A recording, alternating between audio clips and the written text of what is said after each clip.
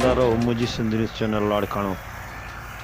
खैबर मां खे ख़बर ॾींदा त अदालती हुकुम ते ॿेले खाते जे अमलदार कब्ज़ा करण खिलाफ़ रेंजर पुलिस जी मदद सां ऑपरेशन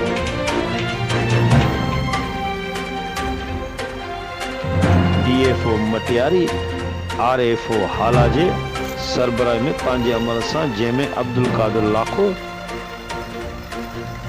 प्रेमी मल्लाह हाला रेंज जे ॿेलनि में 100 एकड़ ज़मीन ते बीठल फसलनि खे मशीनरी जी मदद सां ख़त्म करे कब्ज़ा खुरनि खां आज़ाद कराई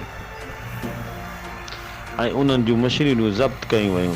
समूरा कब्ज़ा खुर बिना देर पंहिंजा कब्ज़ा ख़ाली कनि, ॿी सूरत में सख़्त खां सख़्त कार्रवाई अमल में आंदी वेंदी।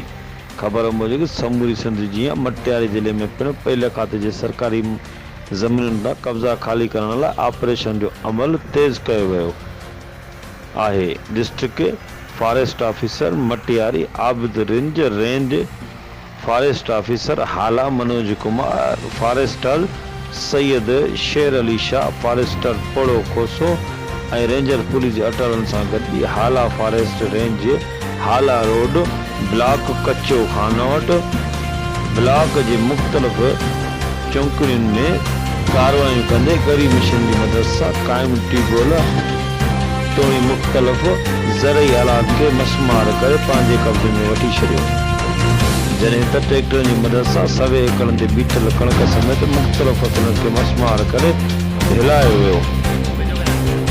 उन मौक़े ते DFO मटियारी आबिद रिंद ऐं RFO हाला मनोज कुमार